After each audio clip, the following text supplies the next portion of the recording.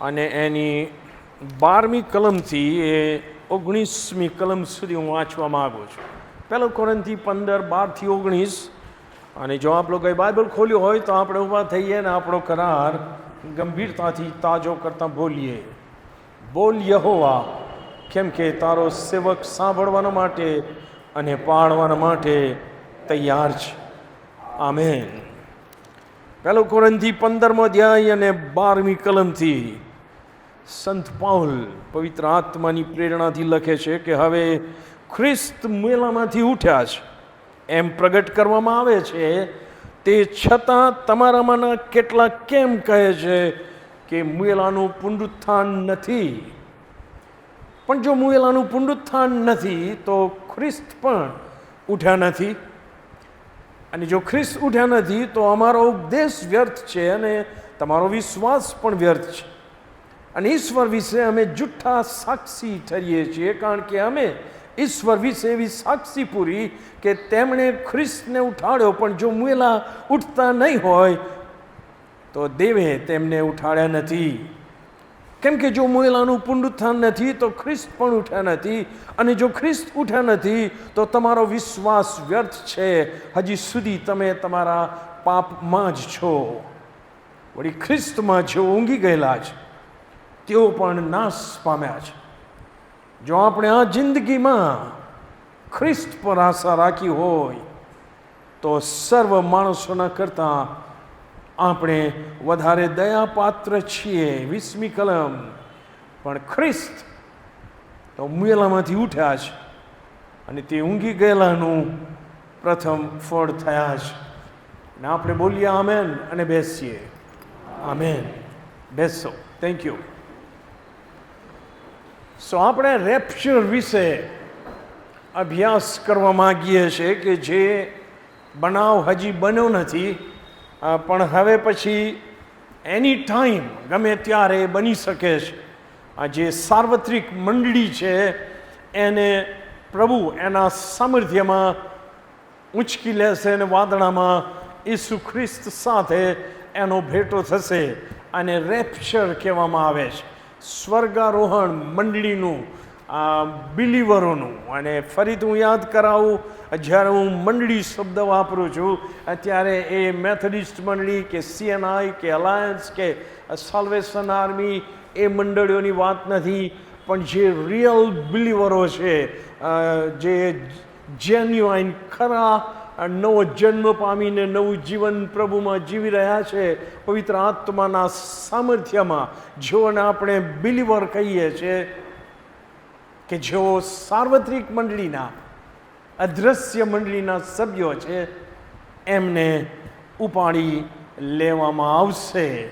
એ મરણ પામ્યા હશે તો પણ, અને મરણ નહીં પામ્યા હોય તો પણ.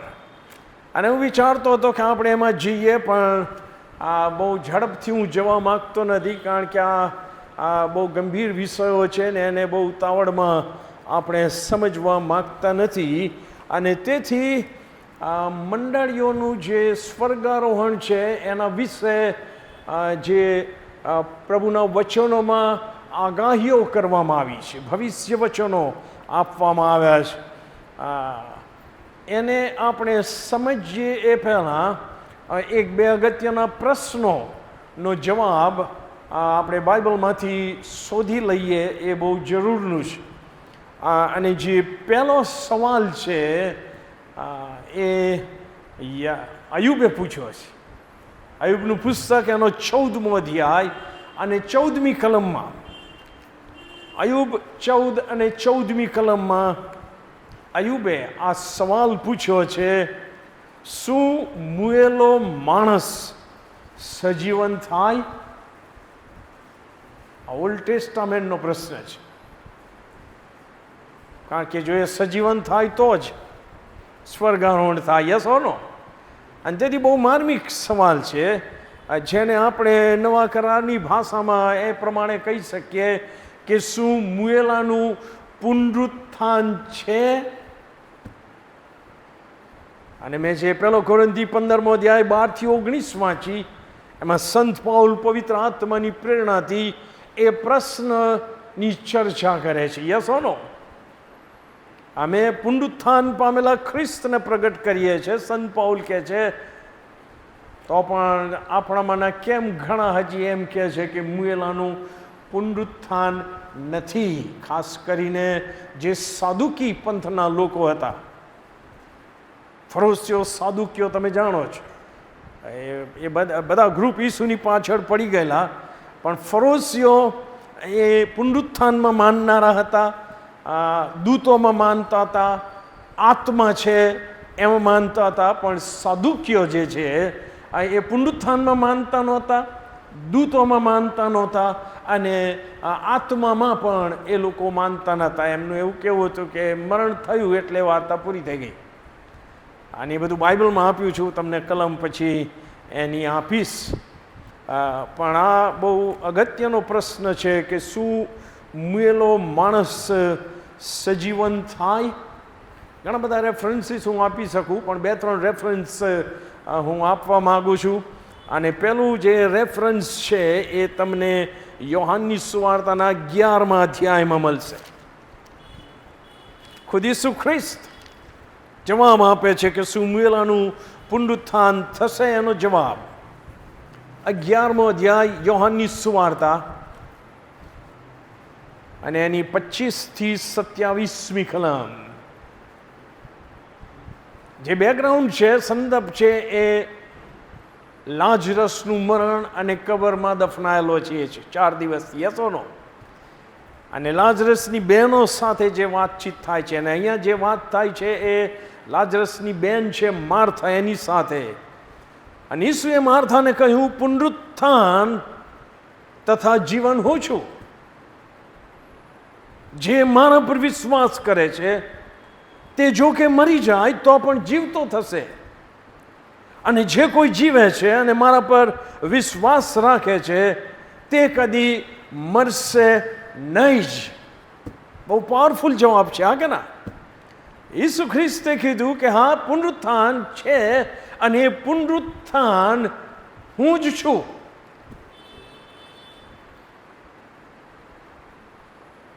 એટલે એના વિશે વધારે વિચારીશું. પુનરુત્થાન તથા જીવન હું છું. પણ ઈસુ ખ્રિસ્તે કીધું કે જે મારા પર વિશ્વાસ કરે છે, અને આપણે એ વાક્યને સારી રીતે જાણીએ છીએ, જેણે પસ્તાવિક હૃદયે મારા પર પૂરો વિશ્વાસ મૂક્યો છે, વધસ્તંભ ઉપર જે મેં સિદ્ધ કર્યું તારણ, એના ઉપર વિશ્વાસ કરે છે, પસ્તાવિક હૃદયે નવો જન્મ પામ્યા છે, નવું જીવન જીવે છે પવિત્ર આત્મામાં, એના વિશે કહે છે કે એ વ્યક્તિ, એ બિલીવર, જો કે મરી જાય તો પણ જીવતો થશે. અવલોકન. પ્રભુ ઈસુ અહીંયા આગળ જે કહે છે કે જે કોઈ મારા પર વિશ્વાસ કરે છે તે જો કે મરી જાય તો પણ જીવતો થશે, એ ભવિષ્ય વચનમાં કહે છે. હા કે ના? સો ભવિષ્યમાં ઈશ્વરે નક્કી કરેલા દિવસે અને સમયે એ બનાવ બનશે, એમ એનો અર્થ થાય. અને ઈસુ ખ્રિસ્ત પર વિશ્વાસ કરનાર જો જીવતો રહે તો કહે છે કે મરણ જોશે નહીં. આ પણ એક માર્મિક વાક્ય છે જેને સમજવાની જરૂર છે. અને એ પણ ઈશ્વરે નક્કી કરેલો ભવિષ્યનો સમય છે, જેને આપણે રેપ્ચર કહીએ છીએ, મંડળીનું સ્વર્ગારોહણ. પણ આ ઈસુ ખ્રિસ્તે જે સત્ય દાવો કર્યો, એમાંથી એક બીજો પ્રશ્ન ઉદ્ભવે છે. અને એ પ્રશ્ન આ છે કે જેઓ ઈસુ ખ્રિસ્ત પર વિશ્વાસ કર્યો એમનું તો પુનરુત્થાન થશે, પણ જે લોકોએ ઈસુ ખ્રિસ્ત પર વિશ્વાસ કર્યો નથી, આપણી ભાષામાં પસ્તાવિક હૃદય તાણ પામ્યા નથી, નવા જન્મનો, નવા જીવનનો જેવો અનુભવ કર્યો નથી, એમનું પુનરુત્થાન થશે કે કેમ? એ પ્રશ્ન એની સાથે જોડાયેલો છે. શું તેઓ સજીવન થશે કે કેમ? અને આ પ્રશ્નનો જવાબ બાઇબલમાં ઘણી જગ્યાએ મળે છે. હું કેટલીક સેમ્પલ કલમો તરફ તમારું ધ્યાન દોરું. સવાલ કયો છે? ઓકે, બિલીવરો તો સજીવન થશે, પણ જો બિલીવરો નથી એમનું શું થશે? એનો જવાબ દાનિયેલનું પુસ્તક એના 12મા અધ્યાયની 1લી અને 2જી કલમમાં મળે છે. દાનિયેલનું પુસ્તક એનો 12મો અધ્યાય અને એની 1લી અને 2જી કલમમાં.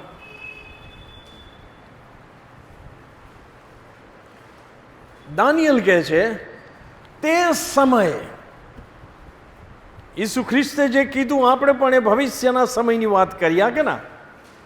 દાનિયેલ પણ કહે છે કે તે સમયે, એક સમયે મહાન સરદાર મિખાએલ જે તારા લોકોના પક્ષમાં ઊભો રહે છે તે ખડો થશે અને એવા સંકટનો સમય આવશે કે પહેલવહેલી પ્રજા ઉત્પન્ન થઈ ત્યારથી એ સમય સુધીમાં એવો કદી આવ્યો નહોતો.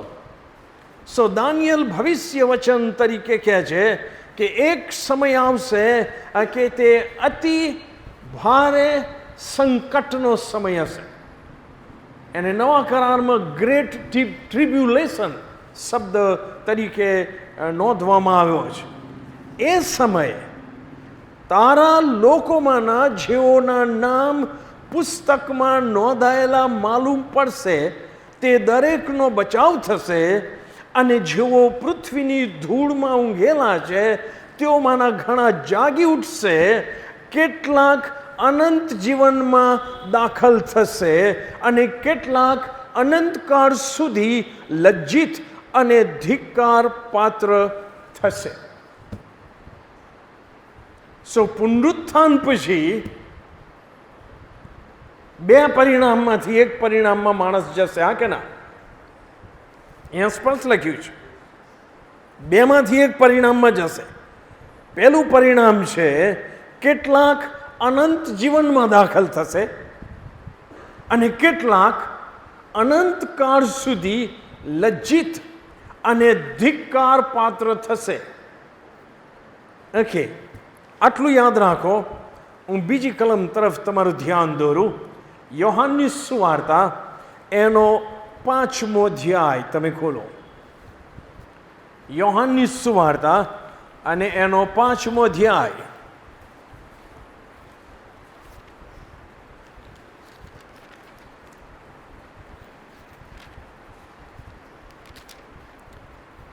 આખો જે બનાવ છે એ 38 વર્ષથી જે બીમાર હતો એને પ્રભુ સાજા કરે છે, અને પછી ઈસુ ખ્રિસ્ત કયા અધિકારથી આ બધું કરે છે એ બધા સવાલોમાં એમને ગૂંચવવામાં, નાખવામાં આવ્યા, કોશિશ કરવામાં આવી, પણ છેવટે ઈસુ ખ્રિસ્ત બહુ માર્મિક વાત કરે છે. 28મી કલમ, યોહાન 5:28. અને તમે આશ્ચર્ય ન પામો, કેમ કે એવો સમય આવે છે, ફરીથી એવો સમય આવે છે, હજી આવ્યો નથી, આવશે, કે જ્યારે જેઓ કબરમાં છે તેઓ સર્વ, જેઓ પ્રભુમાં ઊંઘી ગયા છે અને પ્રભુમાં મરણ નથી પામ્યા, સર્વ તેની વાણી સાંભળશે. જો તમે આગળ વાંચો તો એનો અર્થ થાય છે માણસના દીકરાની, એટલે કે ઈસુ ખ્રિસ્તની વાણી સાંભળશે. અને જેઓએ સારા કામ કર્યા છે તેઓ જીવનનું ઉત્થાન પામવા માટે, અને જેઓએ ભૂંડા કામ કર્યા છે તેઓ દંડનું ઉત્થાન પામવા માટે કબરમાંથી નીકળી આવશે. યસ ઓર નો? આપણો પ્રશ્ન એ છે કે બિલીવરોનું તો પુનરુત્થાન થશે, પણ જો બિલીવરો નથી એમનું શું? તો અહીં આગળ પ્રભુનું વચન કહે છે, ખુદ ઈસુ ખ્રિસ્ત કહે છે કે સર્વ વાણી સાંભળશે, અને જેઓએ સારા કામ કર્યા છે. હવે આ સારા કામ કયા? તમે જો એફએસસી 2 વાંચો 8થી આગળ, તો ત્યાં લખ્યું છે કે જેઓ તારણ પામેલા છે તેઓ. કારણ કે આપણે વિશ્વાસથી કૃપા દ્વારા તારણ પામેલા છે, અને એ તો કાર્યથી નહીં, પ્રભુની કૃપા છે. પણ આપણને સારા કાર્ય કરવાના માટે અગાઉથી નિર્માણ કરવામાં આવ્યા હતા. એ સારા કામ, તારણ પામ્યા પછીના સારા કામ જેઓએ કર્યા છે, તો એ લોકોના માટે લખવામાં આવ્યું છે કે તેઓ જીવનનું ઉત્થાન પામવા માટે કબરમાંથી બહાર નીકળી આવશે. યસ ઓર નો?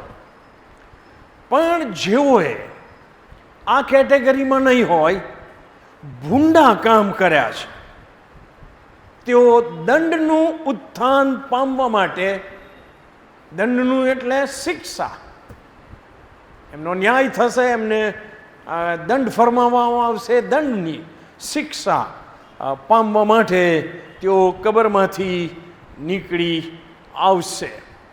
સો બહુ ક્લિયર થતું જાય છે કે સગડાનું પુનરુત્થાન થવાનું છે. હા કે ના?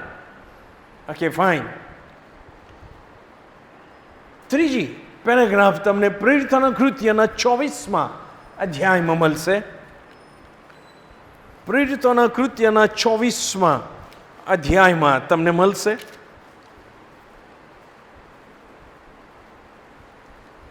તમને ખ્યાલ હશે કે પાઉલને વારંવાર ન્યાય સભા આગળ ઊભા રહેવું પડતું હતું, ન્યાયાસન આગળ એણે ઊભા રહેવું પડતું હતું, અને એના ઉપર જે તોહમત મુકાતા હતા એનો એને જવાબ આપવો પડતો હતો વારંવાર, રાઈટ? અને એ પણ પ્રભુના પવિત્ર આત્માથી બહુ સ્માર્ટ હતો, અને તેથી આખી પરિસ્થિતિ જોઈને પછી એ સાચો જવાબ આપતો હતો, જૂઠું નહોતો બોલતો. ઓકે, એવી જ એક બાબત ઊભી થઈ છે. 6ઠ્ઠી કલમ 23મો અધ્યાય તમે પહેલાં ખોલો. પ્રેરિતોના કૃત્ય 23મો અધ્યાય 6ઠ્ઠી કલમથી. પછી પાઉલે જોયું એનો જે વિરોધ કરતા હતા એ ગ્રુપમાં બે ભાગ હતા. એક ભાગ સાદુક્યોનો અને બીજો ફરોશીઓનો છે. ત્યારે પાઉલે સભામાં પોકારીને કહ્યું, ભાઈઓ, હું ફરોશી છું. એ જૂઠું નથી બોલતો. મારા પૂર્વજો ફરોશી હતા, અને ઇસરાયેલની આશા તથા મુયેલાઓના પુનરુત્થાન સંબંધી મારો ન્યાય કરવામાં આવે છે. એણે બહુ માર્મિક પવિત્ર આત્માની પ્રેરણાથી આ વાત કહી. તમને ખ્યાલ છે કે છે કે જ્યારે તમને અધિકારીઓની આગળ ઊભા રાખે ત્યારે શું બોલવું એની ચિંતા ના કરો, કેમ કે પવિત્ર આત્મા તમને કહેશે કે તમારે શું બોલવું. જ્યારે સતાવણીના માહોલમાં એ જ વાત અહીંયા પવિત્ર આત્મા પાઉલને મદદ કરે છે. 7મી કલમ. અને પાઉલે એમ કહ્યું, ત્યારે ફરોશીઓ તથા સાદુકીઓની વચ્ચે તકરાર ઊભી થઈ અને સભામાં પક્ષ પડ્યા. કેમ? 8મી કલમ. કેમ કે સાદુક્યો માને છે પુનરુત્થાન નથી અને દૂત અથવા આત્મા પણ નથી, પણ ફરોશીઓ એ બંને વાત માન્ય કરે છે. યસ ઓર નો?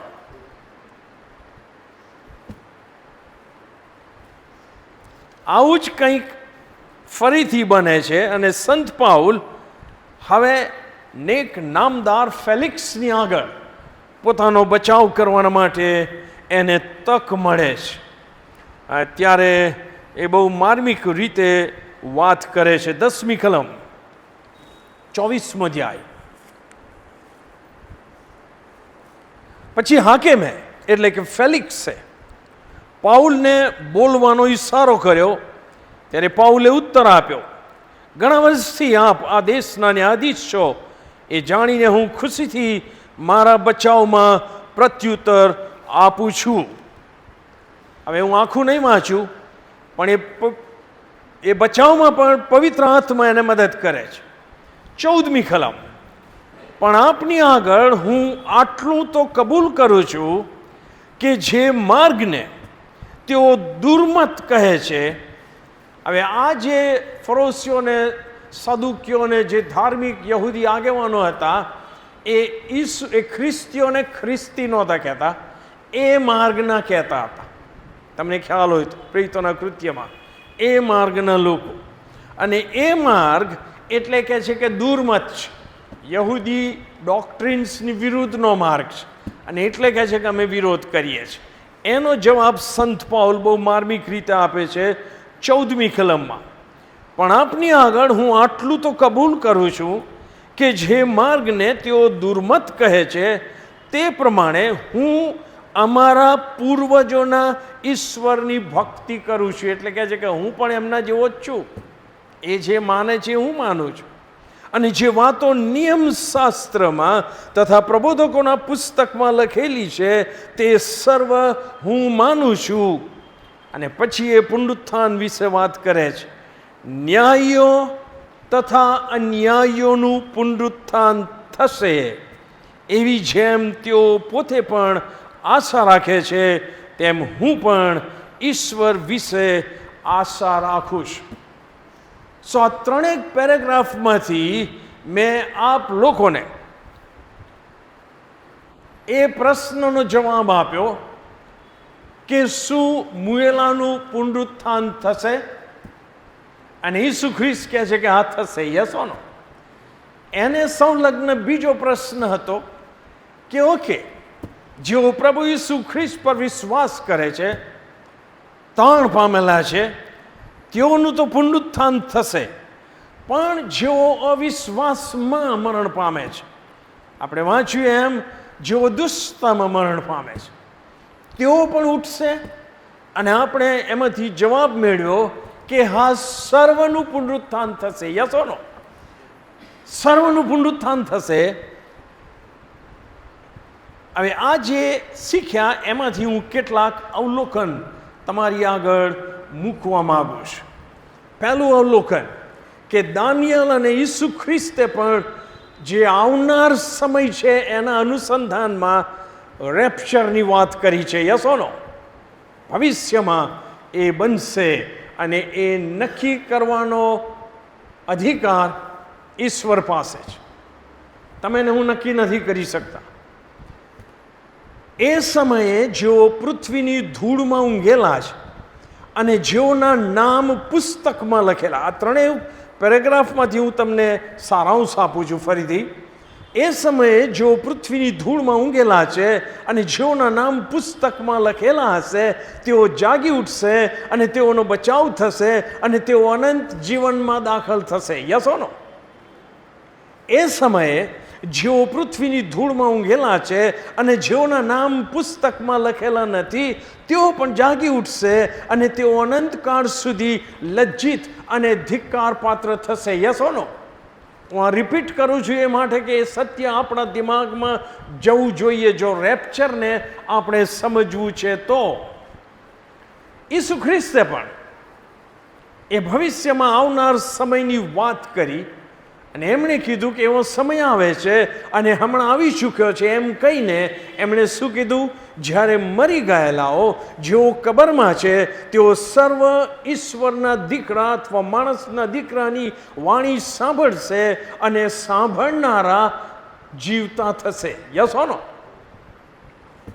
એ સમયે જેઓએ સારા કામ કર્યા છે એનો ખુલાસો મેં તમને આપ્યો.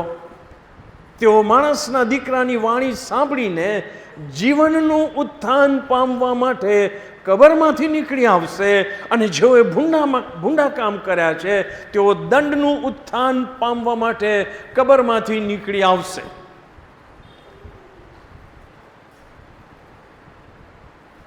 હા, સર્વ મુએલાનું પુનરુત્થાન થશે, પણ પુનરુત્થાન પછી સર્વને અનંત જીવન મળવાનું નથી.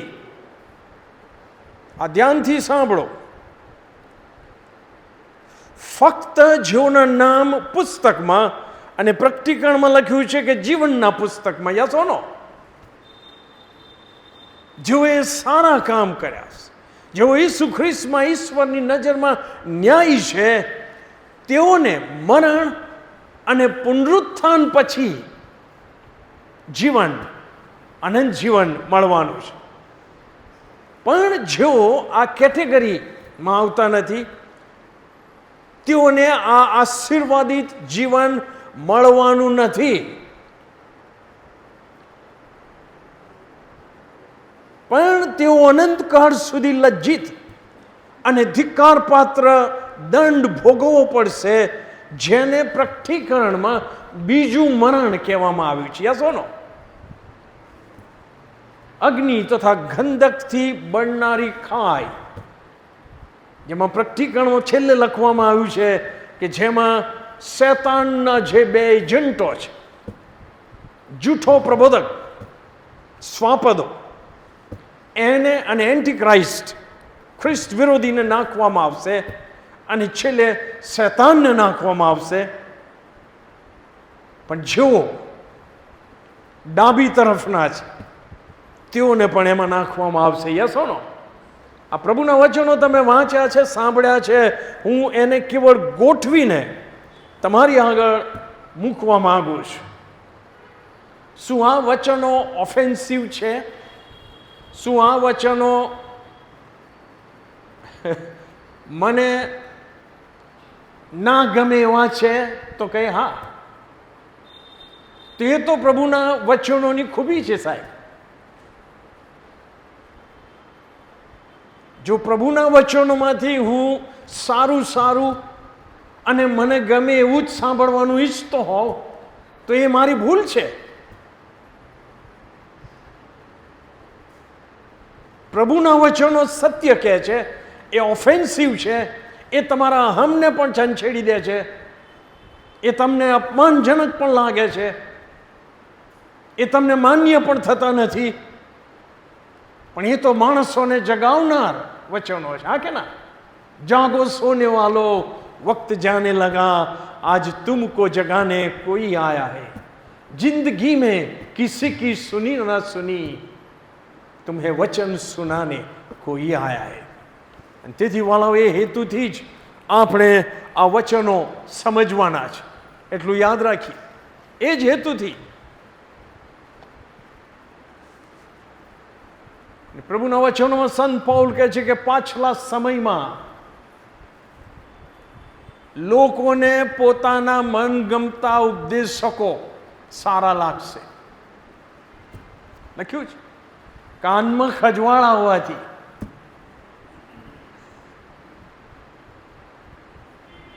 આ પાછલો સમય છે અને એમાં પ્રભુના વચનો જ્યારે આ ભયંકર ચેતવણી આપે છે ત્યારે આપણે ચેતી જઈએ એ જરૂરનું જ સાહેબ. બીજી એક બાબત તરફ હું તમારું ધ્યાન દોરવા માંગુ છું, કારણ કે યોહાન 11 અને એની 25 થી 27મી કલમમાં ઈસુ ખ્રિસ્તે માર્થાને જે કહ્યું એ વચન તરફ હું તમારું ધ્યાન દોરવા માંગુ છું. ઈસુએ માર્થાને કહ્યું, પુનરુત્થાન તથા જીવન હું છું. જે મારા પર વિશ્વાસ કરે છે તે જો કે મરી જાય તો પણ જીવતો થશે, અને જે કોઈ જીવે છે અને મારા પર વિશ્વાસ રાખે છે તે કદી મરશે નહીં જ.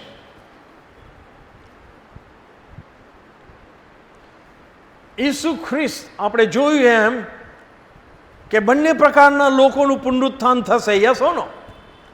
સો ઈસુ ખ્રિસ્ત ખાલી કહી શક્યા હોત કે હું પુનરુત્થાન છું. અરે બોલો ના, એમણે કીધું કે હું જીવનની રોટલી છું, હું ખરો દ્રાક્ષાવેલો છું. જ્યારે પુનરુત્થાનની વાત આવી ત્યારે એમણે જીવન શબ્દ ઉમેર્યો. કેમ? એ કહે છે કે હું પુનરુત્થાન તથા જીવન છું, કારણ કે પુનરુત્થાન તો સર્વનું થશે. પુનરુત્થાન સર્વનું થશે. પણ જો ઈસુ ખ્રિસ્તના ચેલાઓ છે એમને જીવન મળશે. યસ ઓર નો?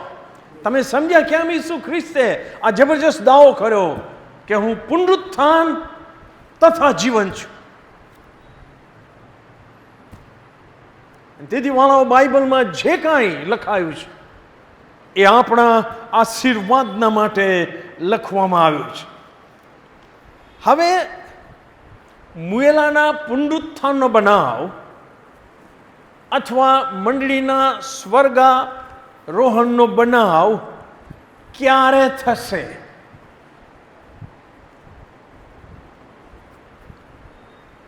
હજી મેં એ સબ્જેક્ટ પૂરો કર્યો નથી, પણ એ બનાવ માટે કોઈ આગાહી કે નિશાનીઓ આપવામાં આવી નથી. અને એમાં હું તમને લઈ જઈશ.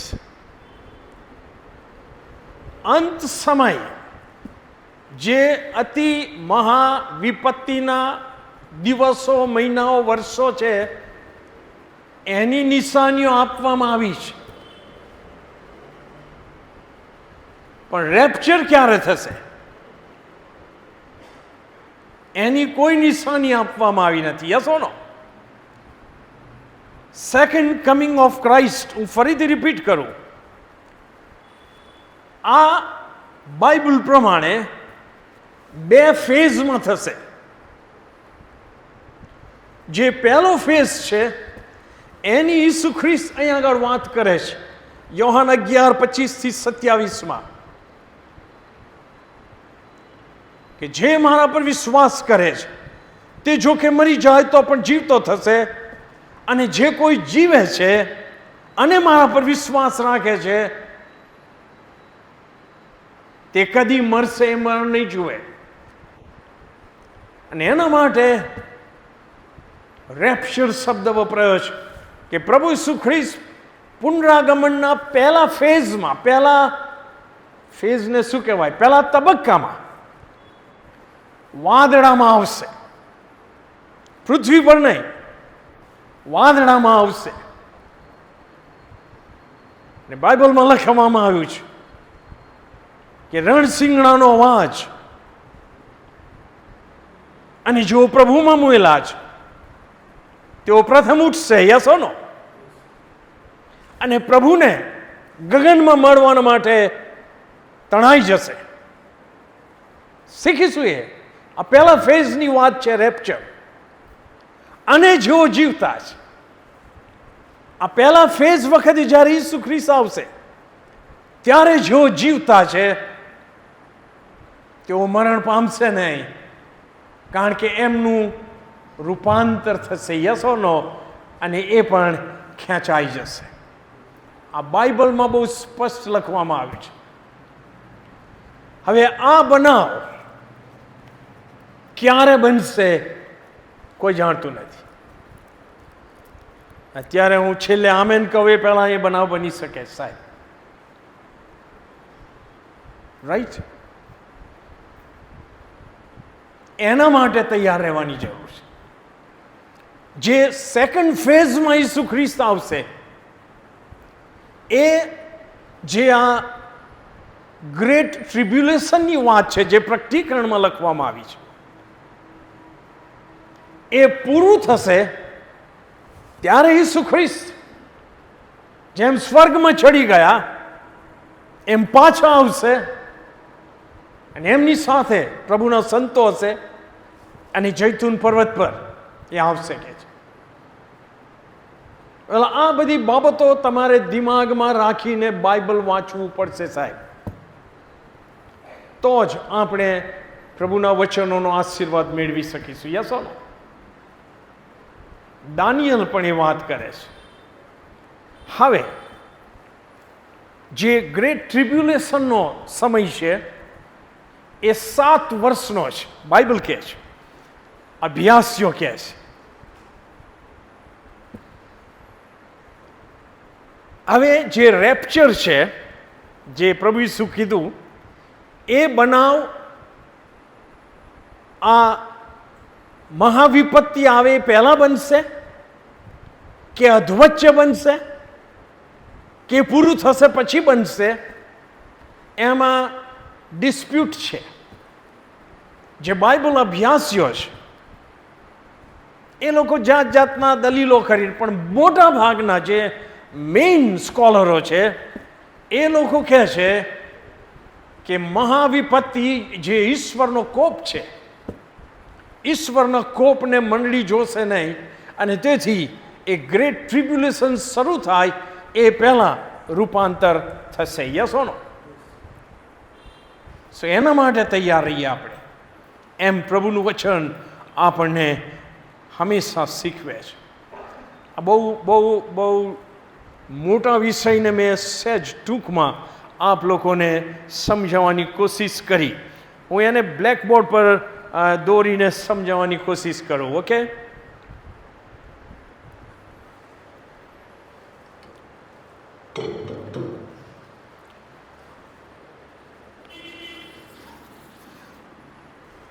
આપણે જે શીખ્યા એ પ્રમાણે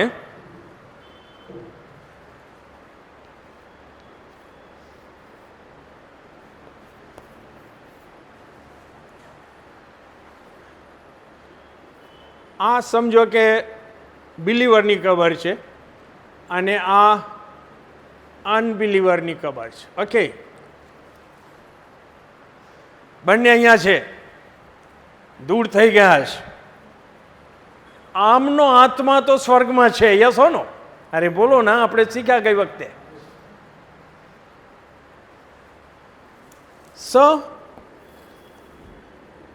આ પ્રભુ ઈસુ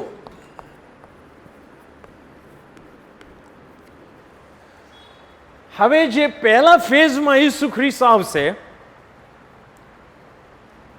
એ આ ત્રીજા આકાશમાંથી એ અહીંયા આગળ આવશે, વાદળાવાળા. ઠેઠ અંદર અહીંયા સુધી નહીં આવે. રાઈટ?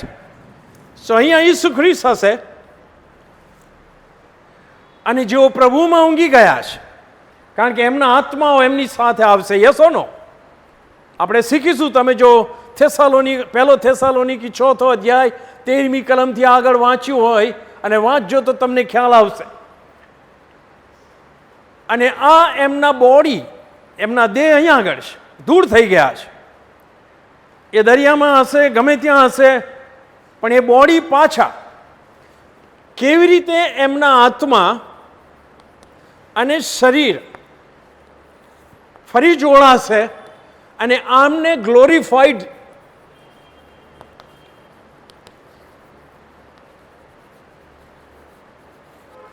મહિમાવંતું શરીર, આ ચમત્કાર થશે. હું જાણતો નથી કેવી રીતે થશે,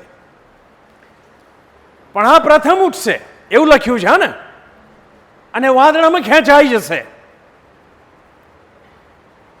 પણ જેઓ એ વખતે જીવતા હશે, બિલીવરો, નોન બિલીવરો નહીં, એમનું પણ આંખના પલખારામાં, પહેલો કોરિન્થી 15 વાંચ્યું હોય તો ત્યાં લખ્યું છે, આંખના પલખારામાં એમનું પણ રૂપાંતર થશે અને એમને પણ ગ્લોરીફાઈડ બોડી મળશે, અને એ લોકો પણ અહીંયા આગળ જશે. સો અહીંયા આગળ શું રહેશે?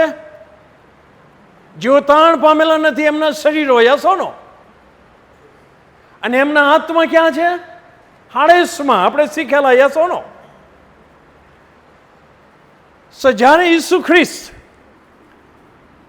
આ જે પીરિયડ છે ટ્રિબ્યુલેશનનો એ પૂરો થશે ત્યારે આવશે અને ન્યાય કરશે, ત્યારે આ લોકો સજીવન થશે. સો બહુ લાંબો, it's a matter of time. Right? જો પ્રભુમાં ઊંઘી ગયેલા છે એ લોકો પહેલા ઉઠશે એવું લખ્યું છે, તમે જો ધ્યાનથી વાંચ્યું હોય તો. પણ જેઓ પ્રભુમાં ઊંઘી ગયા નથી એ ઈશ્વરે ઠરાવેલા સમયે ફરી ઉઠશે.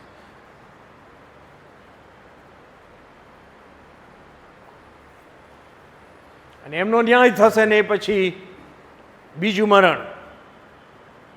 સો આ આખી બાબત છે. હવે આપણે જેને રેપ્ચર કહીએ છીએ એ આ બનાવની વાત કરીએ છીએ આપણે. ઓકે? એટલું યાદ રાખજો. આ બનાવની આપણે વાત કરીએ છીએ, અને એ તમને પહેલો થેસાલોનિકાના 4થા અધ્યાયમાં મળશે, 13મી કલમથી આગળ, અને પહેલો કોરિન્થીયના 15મા અધ્યાયમાં. મહેરબાની કરીને વાંચા કરજો અને આ ચિત્ર દિમાગમાં રાખજો, અને તમને વધારે સમજ પડશે.